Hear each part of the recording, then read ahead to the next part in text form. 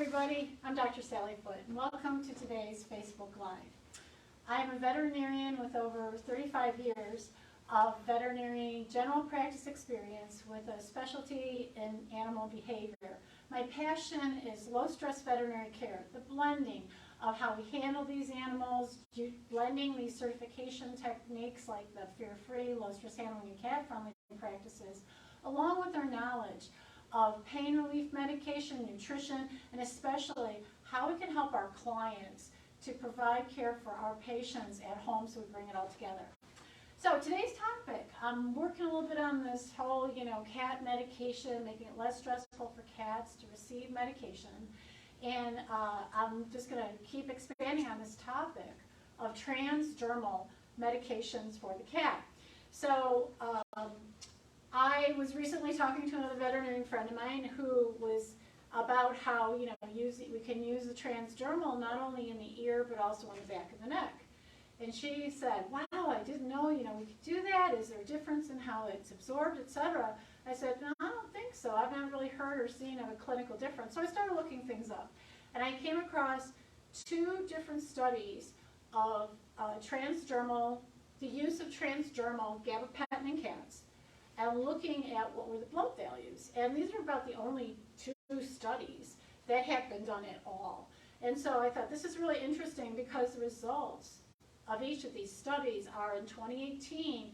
This 2018 study, they could not get a detectable level of the gabapentin gel in the cats that were studied. It was not very well absorbed, if hardly at all.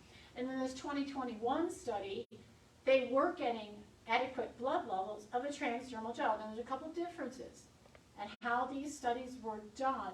And so this is my little capsule report and comparing the two studies so we understand how, how we're getting these values, and when we're looking at how we can give medication, is it going to be effective, how we're using it, that we have this information, we have this data, and especially as time and years go on, that as we're getting more information and more data, we're understanding not only how is the study done, but maybe advancements in how these preparations are made.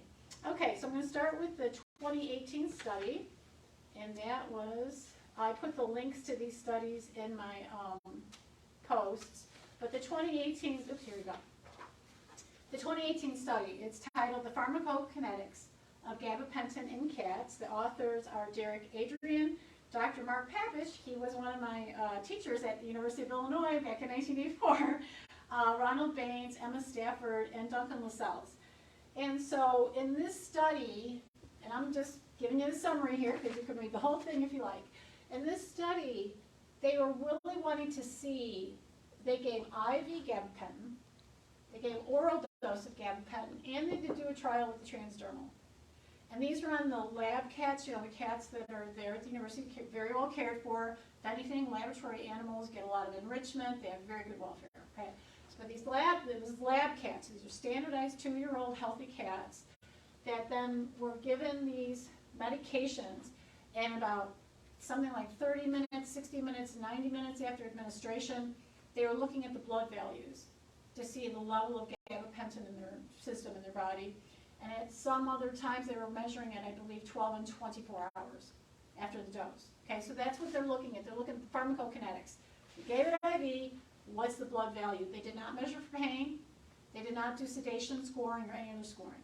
Okay, so what they found was when they did the transdermal medication, and this was in the standard, transdermal base gel, it was applied and checked, verified for how much drug was in the gel.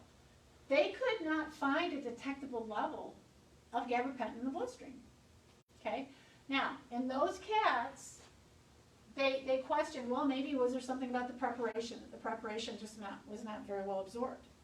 Okay, because there was no study to see did this preparation really penetrate the skin well or not, right? Okay, that is a possibility. Now, another thing I noticed as I was reading about the study and how it was done, the authors did not comment about this, but the cats in this study wore Elizabethan collars, so they would not groom off or possibly, I guess, rub off The gel, yes, the gel was applied to the ear and ear only. And it was applied in the standard way we apply it, but they had Elizabethan collars on them. So there wasn't any possibility of, grooming themselves or licking it off the paw or rubbing it else, who knows, okay, to affect that.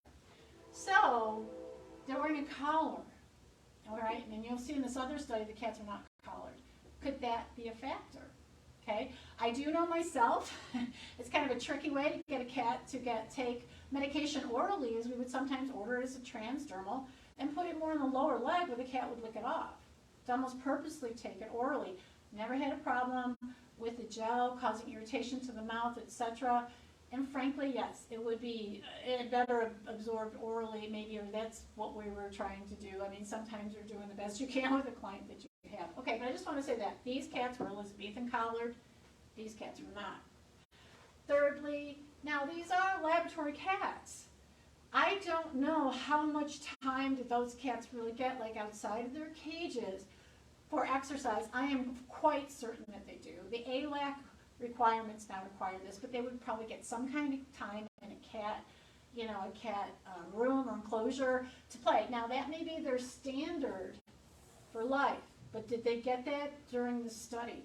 Because walking and movement can also be a part of like the circulation to the skin, the circulation to absorption, how that fatty layer is actually kind of moving and migrating on the surface of the skin, which might, I know we're talking about the ear, but still, it might have an effect on absorption of the drug. That might be possible. But these are factors here that we don't know. Okay? So now we had the 2021 study done. This is from the University, Washington State University. This was a transdermal absorption, and they did do pain assessment on cats. Now, the point of this was to know, is it getting through the skin? What blood levels are we going to get, but is it getting through the skin? So this was both an in vitro study.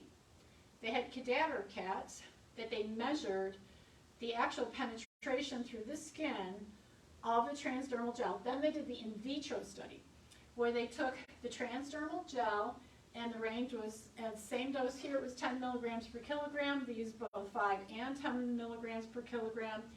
But they had a group of healthy cats, young, just average healthy cats, and these are client-owned cats. These are not cats living at the university. These are cats that are living in a home, et cetera, et cetera. Healthy, young cats, no medical, no health diagnosis. In one group. Then they had another group of 8-year-old cats that had at least one diagnosis of either early kidney disease, diabetes mellitus, arthritis, or obesity. So those 4 diagnoses do carry body inflammation. There's going to be some level of discomfort or pain. None of these cats are on any kind of medication regularly. So none of these cats with those diagnoses were on any kind of joint supplement or any, that's at least what's, okay. So they're not on any other kind of medication. All right, so in both of these 2 groups, they did find adequate blood level, therapeutic blood level of the gabapentin. In both of these groups, at both the 5 to 10 milligram per kilogram level, the gabapentin was given over a 5-day period. They tested on day 1. They tested on day 5. They found consistency in the blood levels. And then on day 8, they redid pain scoring on the older cats, okay, to see is there a difference in the effect of the gabapentin. And they found the pain scores had decreased in this group of older cats in that day 5, okay, day 1 to day 5, both those 2 days they were tested, they were assessed. They had decreased their pain scores, and when on day 8, so the 3 days off of the gabapentin, their pain scores were back up to how they were pre-given gabapentin. So it shows that gabapentin transdermally is giving them benefit, is reducing pain for them, and they also were able to say, yes, they had a blood level of gabapentin. Okay, so why the difference, right? Well, I felt that this was significant. They were not wearing Elizabethan collars. The thought was, this could be stressful in the home, might affect how these cats eat, how these cats can walk around. We don't want to add an Elizabethan collar as an element, as a tool. We're going to let it go. And we'll just have to trust the client's observations. Did the cat groom this off themselves or not? Clients, from what I believe I read, tended to say, no, they did not. Now, maybe they did, maybe they didn't. All right. The second thing is, these are home-based cats. They're in the house. They can get around, they can walk around if they are. You know, they may be having how they eat and how well they function, whether or not another cat is grooming them, even though they may not be licking the ear. And in this study, the gel was applied to the inner ear in one group and also the cervical base of the neck in another group. There was no difference in the blood value levels. There was no difference in the pain relief levels. So both the ear and the back of the neck were equal in how well it benefited the cat. So something about being home, that was another difference between these two groups. Could there be something about being at home that helps these cats to be able to absorb the transdermal gel and therefore be effective for them as a clinical use of the product? Something, probably. I'll just say that, probably. I think both studies are very important, okay?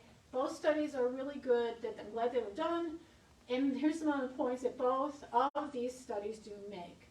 We really do not have knowledge. We don't know what is really the therapeutic dosage needed for a cat. We don't know what the lowest level is.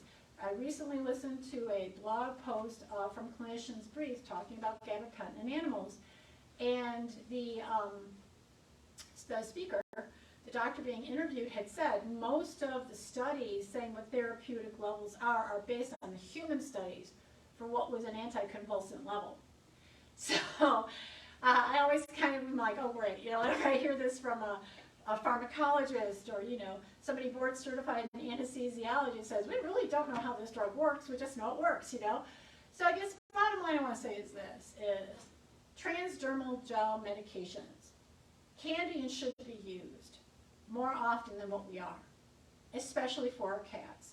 Now, of course, it's also a process that we show our clients and we stay in good communication with our clients on how we're applying the transdermal gel to be the least stressful for our cats. But so often, giving a cat a pill is very difficult. The cat is getting chased down, and we have to follow a tablet with at least 5 to 6 milliliters of water to avoid the irritation of the esophagus. So if it's difficult for the client to even give the pill, then it's going to be more difficult tracing it down with the fluid. And if we don't chase it down, we don't follow that 6 mils of fluid, they could get a severe irritation to the esophagus. We could cause more problems. Liquids, sometimes they can be easier to give, sometimes not. Sometimes the cat is even more crafty about flipping his head around, or they refuse to eat it in the food because of taste. So our apothecaries are our friends. Really get a good relationship with your apothecaries, because not only for making flavored taste tabs or liquids, but now when we're looking at using these transdermal gels, and we're saying, you know, do you think this drug could work? They know a lot about what tends to work on the human side for sure. A lot of these pharmacists are also get training in veterinary pharmacy. And secondly, they can answer a lot of our questions as to how the preparation is, etc. But we should definitely at least give it a try. I really support giving it a try.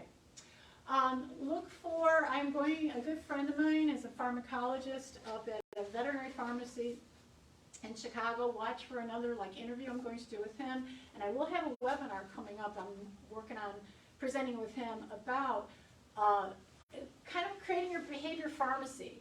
Medications, how we can have them prepared, and partnering with your apothecary for low stress ways for medication administration. Thank you so much. Bye.